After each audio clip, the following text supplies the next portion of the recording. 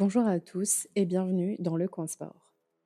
Aujourd'hui, on va débriefer la 16e journée de top 14 et on commence tout de suite avec le premier match de la journée. Donc, on a commencé par Bayonne-UBB. Bayonne arrive à s'imposer un petit peu à la dernière minute et inespérément 36-32 au leader à ce moment-là du top 14.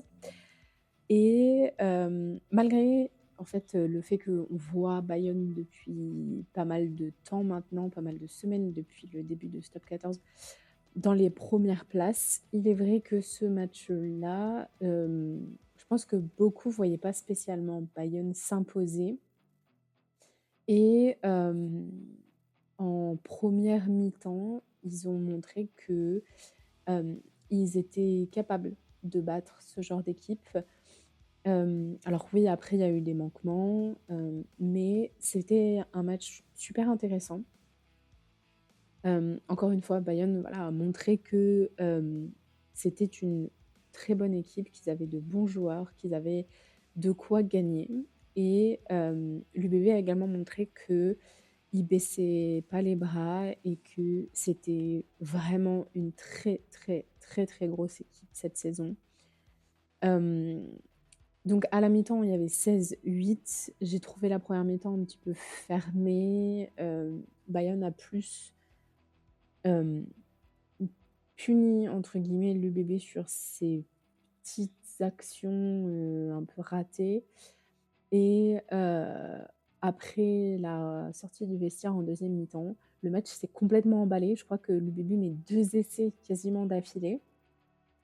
Hem et le fait que le match se rebalance un petit peu, je pense que ça vient aussi d'erreurs techniques, des 2 côtés qui en fait, créent des trous et permettent à l'équipe adverse, que ce soit donc, Bayern qui fait des erreurs, et permet à l'UBB de marquer ou l'inverse.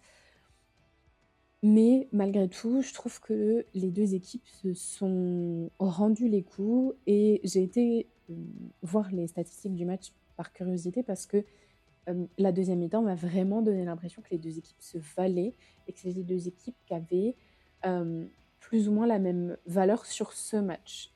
Sur d'autres matchs, je pense que l'UBB et peut-être avec d'autres joueurs, l'UBB domine ce Bayern-là, mais malgré tout l'UBB est loin, loin, loin, loin, loin d'avoir coulé et je trouve même que c'était un effectif remanié certes, mais un effectif qui a été très efficace, très rationnel et qui a très bien joué et en plus de ça, voilà, il y a des blessés, il y a les doublons, hein, donc c'est pas facile et donc les statistiques du match montrent que les 2 équipes font les mêmes erreurs. Il y a exactement le même nombre de fautes des 2 côtés. Hem, il y a un petit déséquilibre à certains endroits, mais c'est surtout au niveau de la possession. Donc forcément, quand il y a une équipe qui a plus le ballon, ça va déséquilibrer, forcément. Donc la possession et cetera, tout ça, c'est plus du côté de Bayonne. Ce qui montre aussi, hein, que l'UBB n'a pas besoin d'avoir beaucoup le ballon pour mettre des points et c'est un match du coup, jusqu'à la dernière minute, on savait pas trop qui allait gagner parce que, bah, voilà, il y a eu cette bataille de points et ce truc où aucune des 2 équipes était clairement devant et bah, ça a fait une très belle fin de match, pardon. Donc avec cette victoire, Bayonne s'installe encore un petit peu plus dans ce top 6 et prend, vraiment une option sur les phases finales s'ils continuent à jouer comme ça. Ensuite, un match qui m'a posé beaucoup de questions, je vais pas mentir. Donc c'était Loup-La Rochelle et le Loup s'impose 53-17. C'est une très vilaine défaite, je trouve, pour La Rochelle et j'avais pas vu le match en direct et vraiment, quand j'ai vu le résultat, je me suis dit: «Comment est-ce que La Rochelle a réussi à perdre ce match?» puisque dans la v dans la vision du top 14 qu'on a aujourd'hui, La Rochelle, normalement, était censé gagner contre le Loup. Et ils étaient peut-être pas censés les écraser, mais bah, du coup, c'est l'inverse qui s'est passé. Je trouve que c'est le Loup qui a complètement écrasé La Rochelle et quand, j'ai re-regardé le match, en fait, c'est complètement logique parce que, La Rochelle est passée complètement à côté du match. Il y a eu des trous défensifs à des moments. Hem, en fait, il y avait rien à faire, en fait, pour La Rochelle. Ils allaient forcément perdre s'ils jouaient comme ça. Et en plus de ça, en regardant la compo, c'était vraiment du bricolage. Hem et ça fait déjà quelques semaines qu'à La Rochelle, il y a un petit peu de bricolage parce qu'il faut quand même, souligner qu'ils ont beaucoup de blessés. Mais et je vais pas m'étaler là-dessus. Si jamais vous voulez, un petit peu plus d'infos, sur ça, il y a un thread sur Twitter de Quentin Vinet, Vinet, qui explique vraiment bien ce qui se passe à La Rochelle en ce moment, surtout au niveau du recrutement, depuis, donc en ce moment, mais depuis quelques années. Et déjà avant de le lire, il me semble que j'en avais parlé il y a 15 jours ou 3 semaines. La Rochelle, pour moi, est en fin de cycle. Ils ont eu un cycle ascendant depuis, je dirais, 8 ans, plus ou moins. Vraiment depuis 5 ans, c'est vraiment très ascendant. Il y a eu ces 2 titres qui ont été le pic et je trouve qu'après ce deuxième titre, ça a doucement continué à doucement commencé à s'essouffler et à descendre et après un cycle ascendant comme ça, il y a forcément un trou. Tous les fans de grandes équipes peuvent vous le dire. Quand, il y a une phase de domination forte et une phase ascendante dans un club qui est montant, puisque oui, La Rochelle est encore un club montant, même s'ils ont l'objectif de s'inscrire comme un des grands clubs français du rugby. Aujourd'hui, La Rochelle, ça fait une vingtaine d'années que c'est un club qui joue au haut niveau du rugby et au bout de 20 ans, dans la conjoncture actuelle, ça et c'est pas vraiment possible de réussir à faire, hem, ce que fait Toulouse, par exemple. Toulouse, c'est un club qui est inscrit dans le haut niveau du rugby français depuis toujours. C'est, Ferrari en Formule 1, c'est, les marques japonaises en MotoGP, hem, toutes ces entités qui sont, hem, centrales, en fait, à un sport et ils auraient peut-être pu avoir les armes pour faire face à ce trou, mais voilà, allez lire le thread sur Twitter, c'est super intéressant. Mais en plus de tout ça, moi je pense que le problème vient aussi du staff et ça, je suis sûre et certaine que ça fait déjà plusieurs semaines que je le dis. Hem, j'ai l'impression qu'il y a une cassure dans le club et j'ai peut-être tort, mais pour moi, il y a un problème qui est plus profond et qui vient du staff et ça, c'est un truc que j'ai pas l'impression qu'ils veulent régler, en tout cas tout de suite. Hem et ça peut engendrer des problèmes qui vont peut-être être plus pérennes que juste, voilà, avoir 2 mauvaises années. Parce que là, ça fait quand même 2 ans plus ou moins que La Rochelle, c'est un peu des années blanches, des années un petit peu à oublier et peut-être que cette année sera le fond du panier et que l'année prochaine ce sera mieux. Mais en tout cas, cette saison vraiment, La Rochelle, ça va pas du tout, ça se voit et bricolage ou pas bricolage, pour moi, il y a un problème qui est plus profond et qui vient sûrement, probablement du staff et de l'entente staff-joueur. Est-ce que c'est une personne dans le staff? Est-ce que c'est 2 personnes? Est-ce que c'est le staff complet? J'espère pas parce que c'est très compliqué de changer tout un staff, mais je pense qu'il va commencer à falloir que La Rochelle se réveille parce que ça peut engendrer des problèmes bien plus pérennes de ne pas changer les choses si ça ne va pas et qu'on sait d'où le problème vient.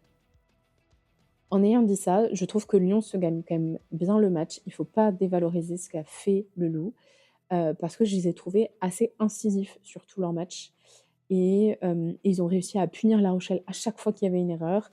l'équipe a bien joué en entier. Je trouve qu'il y avait vraiment une belle cohésion de groupe et avant de commencer cette journée, ils étaient bien plus en compétition avec, Pau, La Rochelle, pas pardon, Pau, l'USAP, toutes ces équipes un petit peu plus en bas du classement. Ils regardent pas spécialement vers la relégation, même si, on s'est posé la question de la relégation pour Lyon il y a quelques semaines, quand ils n'avaient pas gagné depuis pas mal de matchs. Mais c'est vrai que là, ça fait quand même 4-5 semaines depuis leur, match nul contre Toulouse et puis, match nul contre le Racing où, il y a eu un espèce de réveil, au Loup et ça va mieux et ils sont vraiment dans une bonne dynamique. Aujourd'hui, après 16 journées, ils sont quand même, 11e et ils sont bien plus au niveau des points à la bataille avec donc La Rochelle qui viennent de battre et Montpellier qui est, aussi un club qui regarde vers le top 6. Je dis pas que même s'ils continuent dans cette dynamique, ils vont se qualifier pour le top 6, mais par contre, s'ils font encore 2, 3, 4 bons matchs, je pense que le Loup peut complètement souffler et être serein pour la fin de saison, ne pas s'inquiéter, alors 4 matchs, ça va faire beaucoup parce qu'on va arriver quasiment à la fin du top 14, mais voilà, 3 matchs, 2, 3 matchs où ils arrivent à bien jouer et ils arrivent à prendre le bonus. Je pense que ça peut vraiment les libérer et peut-être qu'une équipe libérée peut se qualifier pour un top 6 et ce serait sûrement surperformé, mais honnêtement, je ne tire pas un trait sur ça. Ce qu'on voit depuis 15 jours, au Loup, ça fait plaisir à voir. Ensuite, on avait un match, très important pour les 2 équipes qui le jouaient. Le Racing 92 affrontait le RCV et le match se termine sur un score de 25-30 à la faveur des Bretons. C'était un match très, très important pour Vannes parce que, encore une fois, c'était un match, qu'ils devaient gagner s'ils voulaient s'accorder de l'espoir. Parce que s'ils perdent encore un nouveau match, et surtout un match comme ça contre un concurrent direct, je pense qu'il fallait définitivement, pour le coup, enterrer cet espoir de pouvoir potentiellement rester en top 14. Et là, ils s'offrent l'opportunité de rêver encore quelques semaines, hem, s'ils mettent tout à bout, bien sûr, et j'en parlerai un petit peu après. Mais je veux commencer par le Racing parce que c'était également un match très important pour eux. Parce que, donc c'était le 1er match du nouvel entraîneur du Racing qui est arrivé, la semaine dernière. Donc on a vu Patrice Colazo en bord de terrain et je m'attendais pas à ce qu'il révolutionne le jeu du Racing parce que je pense que c'est très profond ce qui se passe aujourd'hui au Racing. C'est pas juste un entraîneur, c'est pas juste le staff, c'est un mélange de tout, des joueurs, du staff, de la conjoncture actuelle du Racing. Hem, je trouve que le résultat est presque flatteur pour, les Parisiens parce que les Franciliens, pardon, parce que, je les ai vus, un petit peu sans solution des fois face à Vannes. Il y a eu, plusieurs fois un petit peu le feu dans la maison, ils ont réussi à l'éteindre ou alors Vannes fait des petites erreurs parce que, bah, Vannes reste Vannes. Vannes fait encore pas mal d'erreurs. Hem Et je pense que c'est loin d'être le niveau que l'équipe veut afficher parce que c'est pas un super bon match, je trouve, et honnêtement, je pense qu'il y a pas grand-chose à dire parce que je trouve que c'est très pauvre, en fait, le match du Racing. Hem, alors le match de Vannes n'est pas bien plus riche, mais il y a eu un petit peu plus de collectivité et de choses tentées. Ça rate, ça fonctionne, ça dépend. Des fois, ça dépend du karma et de ce que le ballon a envie de faire. Hem, mais voilà, je trouve que, le match du Racing, grave un petit peu plus, cette fin de saison dans le la panique. Parce que là, c'est la panique, parce qu'on est en J16, il reste, hem, 10 journées et ça va être très, très, très, très dur pour Paris, pour le Racing de ne pas s'imaginer en potentiel barrage ou en potentielle descente. Et là, hem et là, je pense que ça commence à vraiment être très, très grave. Il faudra voir, bien sûr, ce que peut changer, Patrice Colazo en tant que nouvel entraîneur, mais malheureusement, j'ai peur que surtout jusqu'à la fin des doublons, jusqu'à ce qu'il, récupère Gaël Fickou plus Nolan Le Garec à la fin des doublons, je pense que ça va être très, très compliqué parce que c'est quand même vraiment 2 gros maîtres à jeu de cette équipe du Racing. Hem, le problème, c'est que même quand on perd des joueurs comme ça, il faut réussir à ne pas couler et c'est ce que fait le Racing depuis quelques semaines. Il coule. De l'autre côté, Vannes, eh bien, c'était pas trop mal et hem honnêtement, je pense que, voilà, j'ai un peu dit: «Vannes n'a pas fait un mauvais match, ils ont pas fait le match de leur vie». Mais ils ont mis toutes les chances de leur côté pour gagner. Ils ont fait tout ce qu'ils pouvaient, il y a pas eu ce trou d'air après la 60e. Je trouve que la différence titulaire-banc, c'est peut-être un petit peu moins vu, peut-être qu'il commence à gommer ses erreurs ou alors, peut-être que voilà, la rentrée a été un petit peu plus réussie au niveau des avants puisque du coup, il y a aucun 3/4 qui a changé si je ne m'abuse, puisque Jules Le Bail et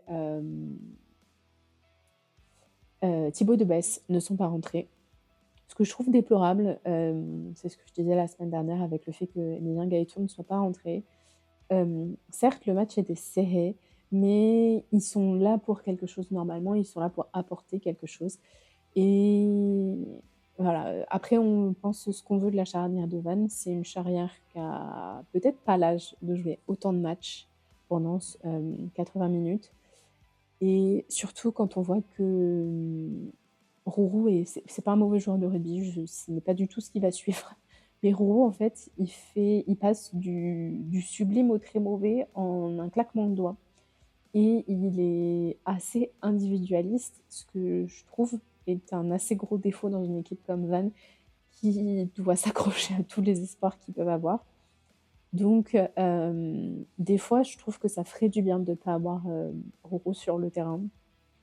Après Maxime Lafage, il a le super pouvoir du pied, mais quand Thibaut Debesse a eu l'occasion de jouer, il n'a jamais raté vraiment beaucoup de coups de pied. Donc est-ce qu'on peut vraiment lui reprocher ça? Je ne sais pas. Hem, voilà, comme je l'ai dit déjà plusieurs fois, je ne comprends pas toujours la stratégie de Vannes au niveau des joueurs, mais heu, ça fonctionne. Ça a fonctionné cette semaine, ça fonctionnera pas, ça fonctionnera sûrement pas toutes les semaines, mais cette semaine, ça a gagné et je pense que là, l'objectif, ça va surtout être de gagner à domicile, parce que quand on fait le point comptable, et si vous rappelez un petit peu de la position de Vannes au moment des fêtes de Noël, des fêtes de fin d'année, pardon, et bah, Vannes était très, très loin. Ils étaient, je crois, quasiment à un petit peu plus de 10. Ils étaient à 10 points, il me semble. Donc en J13, donc qui a été le dernier match de la fin d'année, pour le Boxing Day, Vannes finit donc 14e à 15 points et le Loup, qui est 13e, est à 22 points. Et là, ça commençait à avoir un gros, gros trou. Ensuite, ils ont joué l'ASM à domicile. Donc, on se rappelle de ce match où Vannes perd alors que, un petit peu comme la semaine d'avant face à Bayonne, ils auraient sûrement dû gagner. Et donc là, ils se retrouvent à 16 points et le Stade Français est à 23 points. Donc déjà, là, il y a un écart. Mais ensuite, ils gagnent ce match contre le Stade Français et là, il y a un truc qui se passe parce qu'il y a une bonne conjoncture des choses et c'est à ce moment-là où Vannes réussit à remonter un petit peu la pente et là, vraiment, avec, ce match contre le Racing, ça montre, que peut-être, qu'ils arrivent à gagner à domicile parce que vraiment c'est super important. Parce que là, aujourd'hui, ils sont à 4 points de la 12e place, ce qui est très, très peu. Hem, Sachant qu'en 12e place, c'est donc, je crois le Stade Français, on fera un point classement après, mais en tout cas, la 12e place est atteignable et la 12e place, ça veut dire pas de relégation, pas de match de barrage. Ça veut dire que Vannes est en vacances dans 10 journées de top 14 et ce serait, je vais pas mentir, ce serait l'exploit de l'année. Je pense que s'ils arrivent à faire ça, qu'ils nous donnent un documentaire parce que moi je veux le regarder. Parce que c'est juste fou s'ils arrivent à le faire. Mais en tout cas, l'espoir n'est pas perdu et ça fait plaisir pour le suspense du championnat, ça c'est clair et net. Ensuite, parlons donc encore une fois de concurrents à Vannes et potentiellement de personnes qui peuvent regarder vers le bas du classement.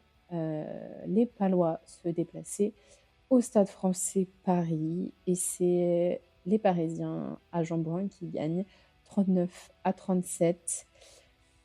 Heu, Dans un match qui a tourné très vite. En tout cas, moi je l'ai regardé de loin, j'ai revu plus tard. J'ai tout moi pour moi, jusqu'à la 60-65e, je voyais Pau gagner et après le Stade Français, c'est je sais pas ce qu'ils ont fait.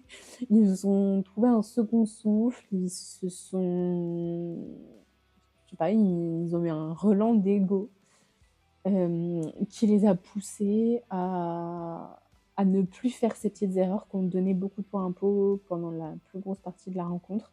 Parce que voilà, il y a eu quand même pas mal d'imprécisions du côté de Paris. Il y a eu cette passe pendant le but, qui finit en ballon mort je pense que même eux ont pas vraiment compris.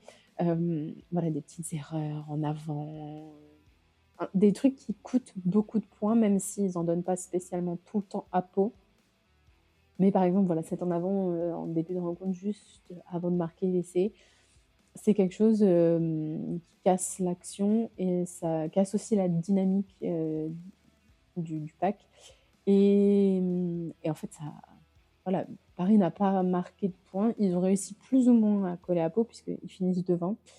Mais c'est une victoire importante pour le Stade Français parce qu'ils viennent de perdre contre, Vannes et ils voient aussi le Racing qui n'est pas en très, très grande forme et je pense que ça peut leur donner de l'espoir. Je l'ai déjà dit, je pense, mais je trouve que l'effectif du Stade Français est pas ridicule. Je pense que le problème vient surtout du fait de jouer en groupe, hem et voilà et des fois, moi, je comprends pas non plus spécialement, des décisions qui sont prises au niveau du groupe parisien. Mais et voilà, ça a fonctionné cette semaine, encore une fois, comme à Vannes. Hem, du côté de Pau, je trouve ça peut-être plus inquiétant, cette défaite, parce que Pau est pas dans une position idéale. Ils ont perdu pas mal de rencontres. C'est, je trouve là, je pense qu'il va falloir un petit peu être en mode sauve qui peut pour la section parce que pour moi, du 10e au 14e, aujourd'hui, je serais pas avec les résultats qu'on a puisque, donc si vous avez pas le classement en tête, la section et l'USAP sont 10 et 11e à 30 points. Mais confrontation directe, tout ça, c'est l'USAP qui est 10e. Ensuite, il y a le Stade Français à 28, le Racing à 27 et Vannes à 24. Il y a un écart entre la section Perpignan et Vannes, mais il n'y a pas un si grand écart de points entre les 2 équipes parisiennes et le 10-11e et Vannes, sur un coup d'éclat, peut gagner, peut être la personne qui sort indemne de cette bataille de fin de classement et l'USAP a perdu cette semaine. L'USAP aurait pu se rapprocher de Montpellier, se rapprocher vraiment du centre du ventre mou et essayer de se faire moins peur et surtout d'avoir gagné la confrontation directe, avec le Stade Français, ce qui peut aider en fin de saison. Et honnêtement, des fois, je trouve que le un des problèmes à la section, c'est que, encore une fois, l'effectif, le groupe est très bien construit, mais il y a encore un petit peu trop d'individualité, où il y a un petit peu trop de déchets à certains endroits et certains moments. Et pareil que Paris, hein, voilà, il y a des déchets dans des moments qui comptent. Et et la section est pas dans une pente ascendante. Le match de cette semaine va être très, très, très, très important parce qu'ils affrontent l'USAP et que, encore une fois, c'est un petit peu le match décisif comme, les ont joué les 2 clubs parisiens contre Vannes, ces 3 dernières semaines. Donc on verra le match de ce week-end. La section paloise, ça m'inquiète. C'est pas la plus grosse sonnette d'alarme, mais encore une fois, il ne reste que 10 journées, ça va passer très vite. Il faut pas qu'il y ait de blessés dans des groupes comme ça. Il faut pas que, il y ait un raté trop gros et là, j'ai peur que cette semaine, potentiellement, ils puissent regretter de ne pas avoir battu Paris qui était à leur portée largement.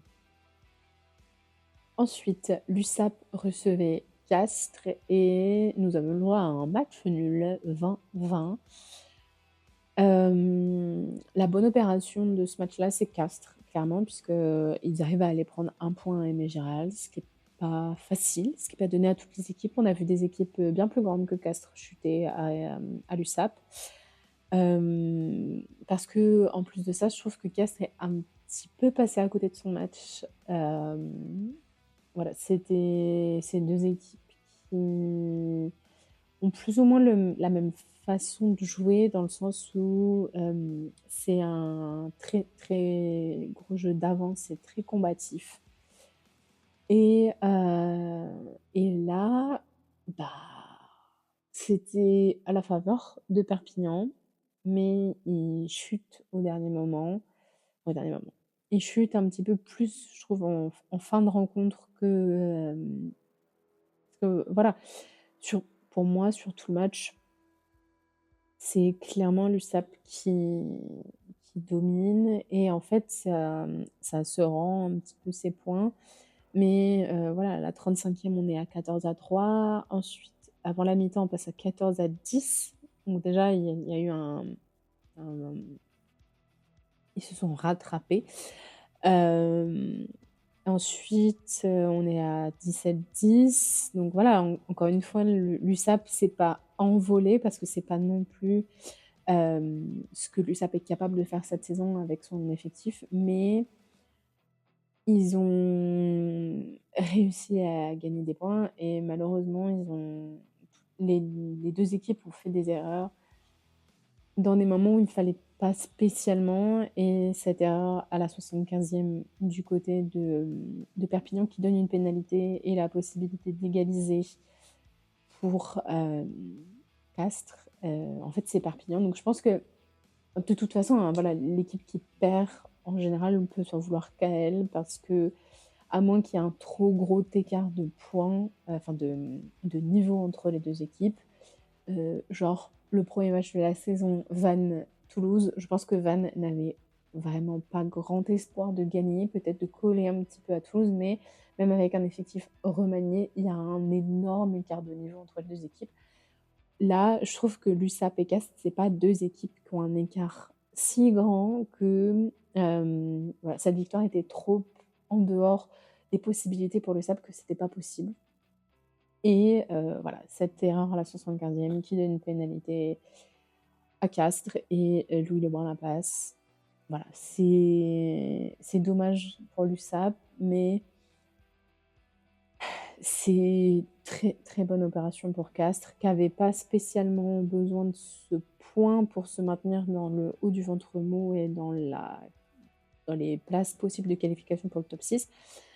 Mais bah, des fois, il faut gagner des points moches et je trouve que c'est un petit peu ça, là, le match de Castres, c'était pas beau, mais ils arrivent à gagner à avoir un point et c'est aussi ça qu'il faut faire des fois quand on n'est pas capable de mettre les points, quand on n'est pas capable de gagner. Il faut savoir, se maintenir et voilà. Je vais me remettre une dernière fois et je vais passer au prochain match. Castres a réussi à se maintenir et j'ai hâte de voir ce que ça va faire sur les prochains matchs puisque je crois que la semaine prochaine, ils prennent une équipe, du ventre mou avec eux donc voilà, c'est aussi dans ces moments-là, il faut jauger, autrement les équipes et en plus de ça, Castres est une équipe qui est bien meilleure à domicile qu'à l'extérieur. Ensuite, le match de 21 heures, Montpellier à domicile, mais pas vraiment à domicile, accueillait Toulon. Donc pour ceux qui n'ont pas suivi pourquoi je le dis à domicile, mais pas à domicile, la pelouse du GGL Stadium est détruite par les inondations qu'il y a eu et les fortes pluies qu'il y a eu les dernières semaines. Donc ils ont fait des tests, notamment en mêlée et en fait la pelouse se décolle complètement et il est donc impossible de jouer au rugby puisque si on ne peut pas faire de mêlée au rugby, ça va être un petit peu compliqué puisque ça veut dire que pas de maul, pas de, pas de voilà, de choses trop traumatisantes pour la pelouse. Donc ils ont «délocalisé à domicile» entre guillemets le match à Béziers qui, heureusement pour eux, joue, au moins 24 heures avant. Donc voilà, ils ont le temps de refaire la pelouse et cetera. De ce que j'ai compris, il y a donc une grève de pelouse, mais jusqu'à nouvel ordre, les matchs à domicile vont être délocalisés, à Béziers. Donc le match finit 30-38 pour Toulon qui juste continue à prouver qu'ils sont vraiment là pour gagner cette saison et que, c'est pas drôle de les jouer.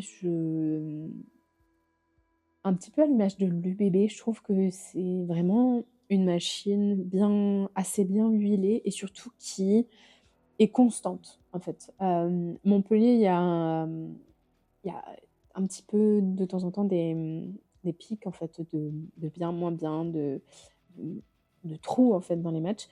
J'ai l'impression que enfin cette équipe de Toulon quand je la vois jouer, j'ai l'impression que c'est une ligne droite en fait un petit peu leur match et j'avais dit ça du bébé quand ils ont joué contre, les Tigres de Leicester au mois de décembre.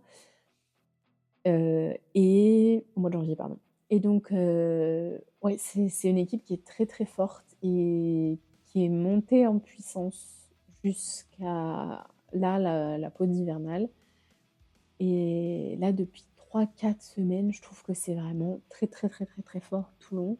Et et bah, comptablement parlant, ça se voit puisque, je l'ai dit il y a quelques semaines encore, que je trouve que Toulon est un petit peu esselé à cette, 3 place. Mais là, en fait, ils sont à l'égalité ils sont à égalité avec le l'UBB et en fait, juste, ils sont dans cette course pour les 2 places qualificatives et c'est trop, trop bien à voir. J'ai connu de loin, moi, le Grand Toulon des années, du début des années 2010. Je trouve que c'est un effectif sûrement encore mieux construit que dans ces années-là. Alors la concurrence n'est pas la même non plus. On n'est pas dans la même ère du rugby, mais je trouve que c'est j'a je l'ai dit déjà plusieurs fois depuis le début du coin sport, j'adore la compétition. Oui, j'ai des équipes que je préfère, mais heu, je fondamentalement, je préfère juste la compétition, en fait et j'adore voir des équipes se battre, gagner, perdre, suivre cette aventure-là. Moi, c'est un truc qui me passionne et c'est aussi pour ça que je regarde le sport et des sports en général et voir encore une équipe qui s'accroche à ce top 2-3 et qui va se battre pour ces 2 places qualificatives en demi-finale, c'est trop bien et j'ai hâte de voir les matchs à confrontation directe, puisque je crois qu'on les a pas eus. J'avoue que j'ai pas le calendrier en tête là tout de suite maintenant, mais voilà, ça donne envie en fait de voir ces matchs, ça donne envie de voir ces équipes s'affronter et ça va être très, très beau puisque, Toulon, c'est une équipe qui est très forte, qui a beaucoup de qualité à tous les postes. Je trouve qu'il y a pas en fait, il y a un collectif où même s'il y a peut-être des manquements à certains moments, c'est quand même, hem, bien fait. Il y a quand même en fait, il y a juste beaucoup de qualité dans cette équipe de Toulon. Ils ont des maîtres à jouer, dont Baptiste Serin, qui sont indispensables, je trouve, à cette équipe, mais qui jouent tellement bien qu'il y a pas de raison que Baptiste Serin soit écarté de ce groupe. Mais peut-être plus que l'année dernière encore, même s'il y a pas Baptiste Serin, il y a quand même un tel esprit d'équipe et une telle envie qui se dégage de ce groupe-là que, je vois vraiment, vraiment Toulon aller loin cette saison. J'ai dit, moi, mon pronostic de début de saison, c'était, qu'on ait la même finale que l'année dernière. Je tiens encore toujours ce pronostic, mais je pense que Toulon va donner beaucoup de fil à retordre aux 2 équipes qui, jusqu'à maintenant, ont joué ces 2 premières places, donc l'UBB et Toulouse et je pense que ça va être très beau à voir. J'ai pas beaucoup parlé du j'ai beaucoup, parlé de Toulon et des talents, mais voilà. En fait, dans le jeu, Toulon, c'est un petit peu la même chose toutes les semaines, donc je préfère moins me répéter et parler un petit peu de ce que je vois de cette équipe et de la fin de ce top 14.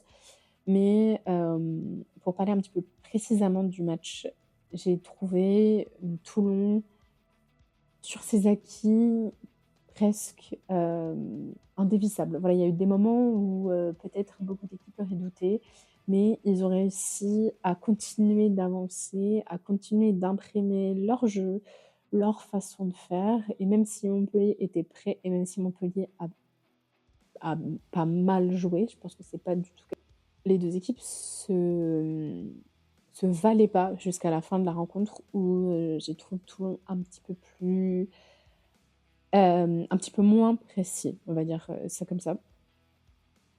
Voilà parce que, à la 60e, il y a quand même 9 points d'écart, ce qui commence à faire beaucoup, surtout que Montpellier prend un carton jaune juste après, donc pas foufou et ensuite il y a pénalité de Enzo Hervé qui met les points et en fait, c'est dans les 10 dernières minutes où Montpellier a un peu pareil que Castres, a eu un regain d'énergie et a mis donc cet essai qui les amène à 5 points et d'ailleurs c'était, genre j'y reviendrai peut-être après mais sûrement pas donc c'était le premier match de Hugo Ross avec Montpellier et il a pas fait un mauvais match. Je trouve que, voilà, j'attends d'en voir plus mais voilà, comme beaucoup de jeunes, il a besoin de temps de jeu et quitter La Rochelle pour Montpellier, c'était peut-être ce moyen enfin c'était même très probablement le moyen d'avoir ce temps de jeu qu'il a besoin pour être dans le rythme et pour, hem, être un meilleur joueur de rugby. Donc voilà, je trouve qu'à part dans ces 10 dernières minutes où peut-être il y a eu ce doute du côté toulonnais, Toulon était clairement devant. Le match était pour eux. Ils ont privé Montpellier de ballon dans leur camp à eux. C'était Toulon qui avait plus le ballon chez eux que Montpellier. Dans le reste, ça se valait un peu, mais ça montre aussi qu'en privant Montpellier de ses ballons alors c'est très dangereux de faire ce genre de choses. Il faut toujours mieux avoir la balle, heu, chez l'adversaire ou, au milieu du terrain que chez soi parce qu'une mauvaise interception et c'est un essai casquette. On en a vu, des dizaines depuis le début de la saison. J'exagère peut-être un petit peu. On en voit beaucoup, on en voit régulièrement quand même malgré tout. Hem, voilà, Toulon avait ce match. C'est dommage que ces 10 dernières minutes soient moins belles et parce que je pense qu'ils auraient pu gagner, alors peut-être pas avec le bonus parce qu'ils étaient quand même à 2 essais du bonus, mais voilà, gagner un petit peu plus large, tous ces matchs-là, ça peut être bénéfique. Mais malgré tout, voilà, Toulon, est dans une très, très bonne passe. Montpellier aussi. C'est une victoire que je trouve pas grave. Ils sont très loin d'être en danger. Ils sont toujours dans la course au top 6. Lyon s'est rajouté à cette course pour moi, mais voilà, il y a rien de grave pour Montpellier. Il y a eu des erreurs qui ont coûté des points, mais hem, c'était pas un mauvais match et surtout contre une équipe de Toulon tellement en forme, je pense que c'est loin d'être ridicule ce qu'ils ont fait ce week-end. Et on passe au dernier match de cette 16e journée de top 14 qui a vu s'affronter Clermont et le Stade Toulousain. Et dans un match où personnellement, ben moi je voyais sûrement Clermont gagner. Le Stade Toulousain s'impose 18-35, ce qui est énorme, je trouve, dans la période dans laquelle on est. Parce que donc c'est les doublons, on dit toujours que, Toulouse est un petit peu prenable dans les doublons, mais en fait, et c'est ce qu'on voit depuis 2 ans, je trouve que le groupe est presque encore mieux construit depuis 2 années parce qu'il y a moins ce trou, complètement blanc pendant les doublons où, il faut que Toulouse ait beaucoup d'avance pour pouvoir gagner, enfin rester à sa place dans ce top 2, top 3. Hem et là, en fait, j'ai trouvé les jeunes de Toulouse super. J'ai trouvé les jeunes de Toulouse super et contrairement à La Rochelle où il y a eu et aussi beaucoup de jeunes, mais c'est aussi beaucoup de jeunes qu'on n'avait pas vus, beaucoup en top 14 ou pas vus du tout.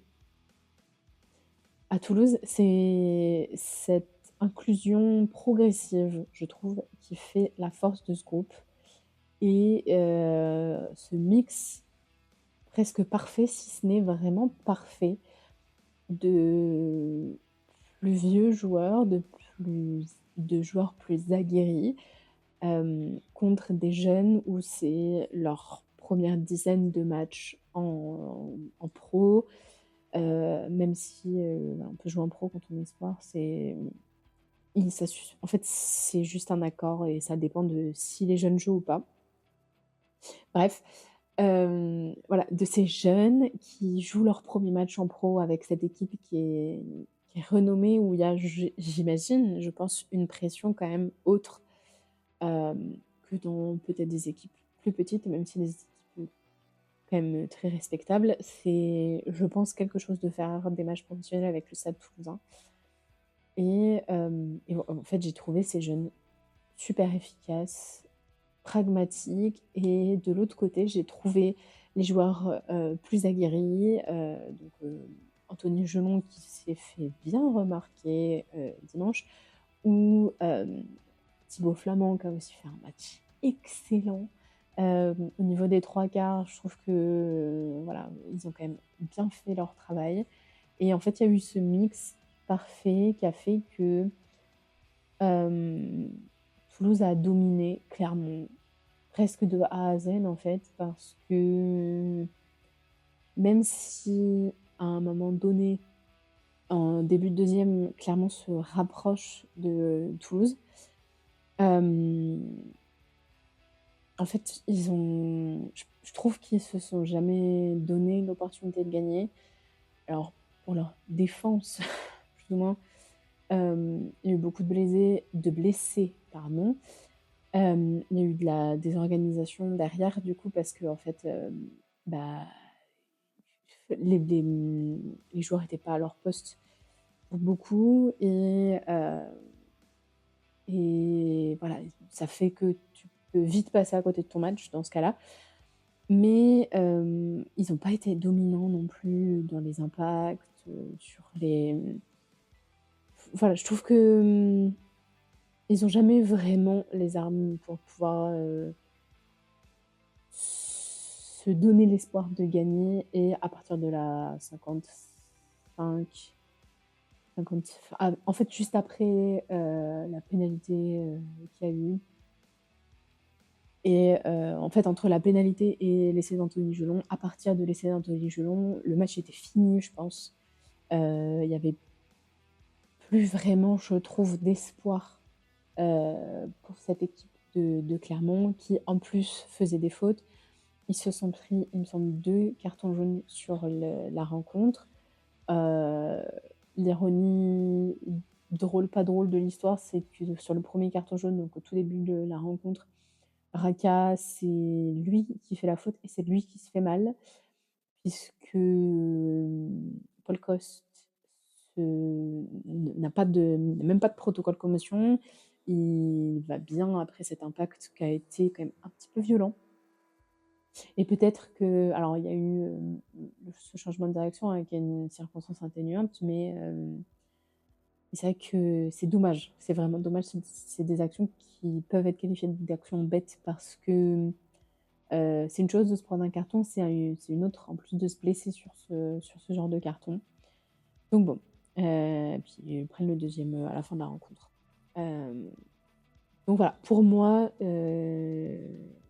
Clermont ne s'est jamais donné la possibilité de gagner ce match. Et Toulouse a toujours été devant avec ce groupe qui est super bien construit et qui, je pense, et je le dis depuis plusieurs semaines, est très dangereux à jouer. Et même pendant les doublons, c'est très très fort. Donc attention aux équipes qui vont aller à Toulouse, attention aux équipes qui vont recevoir Toulouse sur les prochaines semaines, parce que j'ai l'impression que, et c'est aussi logique, que ces jeunes, en fait, ont envie de montrer leur talent. Hem, Puisque, et on en parlait il y a quelques semaines, ils peuvent être repérés par des équipes de Pro D2 pour pouvoir aller faire des matchs là-bas, pour être prêtés, pour pouvoir gagner du temps de jeu, ou ils peuvent juste rester à Toulouse, mais faire plus de feuilles de match. C'est ce qu'ont fait des joueurs comme Brennan, comme Ntamak, alors, Théo Ntamak, hein, pas Romain. Voilà, tous ces joueurs-là qui, jouent pas tout le temps, qui au début de leur carrière ne jouaient pas tout le temps, mais qui petit à petit se sont fait une place dans ce groupe. Et pour Brennan, donc Brennan a été champion du monde du U20, mais voilà, son début de carrière à Toulouse a été un petit peu compliqué parce que, bah, quand on est dans un groupe comme ça, forcément, c'est compliqué de se faire une place. Mais aujourd'hui, voilà, il est pressenti pour être sur la feuille de match contre l'Italie ce week-end et probablement, et je lui souhaite, contre l'Irlande dans 2 semaines puisqu'il a un profil qui est très intéressant pour ce genre de match. Et voilà, en fait, ça montre juste que ces jeunes ont quelque chose à gagner de ces doublons et que donc c'est très dangereux de les prendre puisque, ils sont surmotivés, quoi. Et du côté de Clermont, je pense qu'il va falloir, commencer à se poser des questions. Je trouve que, voilà, au-delà des blessures, il y a quand même eu pas mal de manquements et de trous, hein, voilà. De toute façon, quand on ne se donne pas les moyens de gagner un match, on ne gagne pas. Et ça a été la représentation parfaite ce week-end. Hem, En plus de ça, voilà, des joueurs comme, Ourda Pileta, je trouve qui ont pas du tout fait un bon match. Ils passent à côté quand même depuis quelques matchs et c'est peut-être c'est peut-être dans des moments comme ça où il faut se poser des questions, même s'il est utile au groupe, est-ce qu'il faut le garder sur les feuilles de match aussi régulièrement? Parce que, bah, s'il fait pas du bien comme il le faisait avant, hem, c'est quoi la plus-value en fait? S'il y a des joueurs qui sont plus compétents que lui, voilà, je pense qu'il va falloir, se poser des questions et peut peut-être y remettre en question un petit peu certains postes. Voilà. Après, encore une fois, il y a eu tout ce truc où ça a été malchance sur malchance, même si ils ont fait beaucoup d'erreurs qui leur auraient, je pense, de toute façon, coûté le match. Mais voilà, ils perdent dès la 5e minute, je crois, en facteur X comme Raka. Mais il n'aurait pas pu gagner le match à lui tout seul. Si devant ça avance pas, s'il n'a pas des possibilités, il n'aurait pas non plus fait des miracles. Donc je pense que dans tous les cas, clairement, on aurait perdu. Mais il faut malgré tout garder en tête qu'il y a eu tous ces faits de jeu-là. On ne saura jamais ce qui aurait pu se passer. Donc voilà, on va faire un petit point classement, même si j'en ai légèrement parlé, quand je parlais des équipes parisiennes de Pau, le SAP, et le RCV. Toulouse reprend donc la tête de ce top 14 avec 55 points. L'UBB descend deuxième à égalité avec Toulon à 52 points. L'Aviron bayonnais reste à sa quatrième place avec 43 points. Donc voilà, il commence à y avoir cet écart qu'il y avait déjà, hein, de toute façon avec Toulon, mais qui se creuse encore plus puisque Toulon s'est complètement rapproché en fait de ce top 2 qui, en tout cas pour cette semaine, devient un top 3 et je pense que ça risque de rester comme ça. L'ASM est donc cinquième, donc voilà, même s'ils ont perdu ce week-end, c'est pas grave, ils restent dans ce top 6, ils restent à leur place. Mais il est vrai que quand on regarde les derniers matchs, ils ont de la chance d'avoir beaucoup gagné au début de saison, puisque sur les 5 derniers, c'est ça, sur les 5 derniers matchs, on est à 2 défaites, 1 victoire, 2 défaites. Et le week-end prochain, ils se déplacent, il me semble, à l'UBB. Ça va être compliqué. Castres rentre dans ce top 6 avec 37 points. Le Stade Rochelais descend à la 7e place avec 36 points. Le Loup Rugby monte à la 8e place avec 35. Montpellier descend à la 9e place avec 34 points. À 30 points, nous avons USAP 10e et la section paloise 11e. Avec 28 points, le Stade Français Paris est 12e, mais il monte à la 12e place. Et la 13e place est donc maintenant occupée par le Racing 92 qui a 27 points. Et Vannes reste 14e avec 24 points. Les matchs de la semaine prochaine, donc, ils vont donc un petit peu clasher avec le tournoi de destination. Mais on parlera de comment moi je vais gérer ça pour le podcast juste après. Les Castrés reçoivent le Loup Rugby à 14h30. Le RCT reçoit le Stade Français Paris à 16h30. Vannes reçoit Montpellier également à 16h30. Et les 2 derniers matchs du multi verront s'affronter la section paloise et l'USAP. Et le Stade Rochelais recevra le Racing 92. À 21h30, le Stade Toulousain recevra l'Aviron Bayonnais. Et pour clôturer cette journée, dimanche à 21h05, l'UBB recevra l'ASM. Donc voilà, donc ce week-end, c'est un week-end encore plus doublon, puisque le samedi, nous avons les matchs du 6 Nations. Donc à 15h15, le Pays de Galles affronte l'Irlande. À 17h45, l'Angleterre reçoit l'Écosse. Et l'équipe de France se déplace en Italie dimanche à 16h. Pour le podcast, la semaine prochaine, je ferai un point très, très, très, très rapide sur Pays de Galles, Irlande et Angleterre, Écosse. Et je me concentrerai un petit peu plus sur Italie-France, même si j'espère qu'il n'y aura pas grand-chose à dire, à part l'Italie n'a pas réussi à faire face à la France, pour des raisons évidentes, puisque les Français ont besoin de gagner s'ils veulent garder l'espoir de pouvoir peut-être gagner ce tournoi destination. Et on fera un débrief normal, plus ou moins, de la journée de top 14, même si j'aurais peut-être pas vu tous les matchs. Donc il y aura peut-être des matchs où juste je parlerai du score et je dirai ce que j'ai pensé du résumé. Mais voilà, et à partir de, du coup, la semaine prochaine, je vais recommencer un petit peu les débats à la fin dans 2 semaines, du coup. Je vais recommencer un petit peu les débats et à me questionner sur certaines choses du top 14, puisque je pense que c'est bien plus intéressant pour tout le monde. Mais c'est juste que là, les 2 dernières semaines de top 14 ont été un petit peu compliquées. Soit j'ai pas tout vu, ou alors il y avait pas beaucoup de choses qui transpiraient. Là, la seule chose qu'on pourrait dire cette semaine, mais c'est comment est-ce que, enfin, ce serait se pencher un petit peu plus sur l'intégration des jeunes en top 14 et cette, ce tournant générationnel qu'on peut avoir dans certaines équipes et comment y faire face. Mais je pense que c'est un truc où je peux en dédier juste un podcast, pas juste parler des résultats de la semaine.